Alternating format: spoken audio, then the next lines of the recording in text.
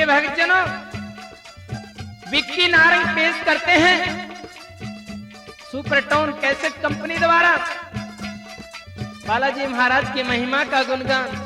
प्रिय भक्तों, जब रावण जगत जननी माता का हरण करके सागर के उस पार अपनी लंका में ले जाता है, तो इसकी सूचना श्री राम और लक्ष्मण को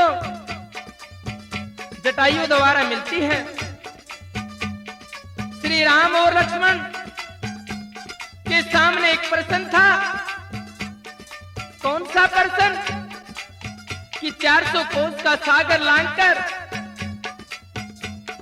सीता के पास लंका में कौन जाए, क्योंकि सुग्रीव व उसके साथी ऐसा करने में अपनी अपनी अलाचारी जाहिर कर चुके थे। सभी सोच में डूबे हुए थे। अंजनी सुत पवन हनुमान जी एक और चुपचाप बैठे, सब देख रहे थे।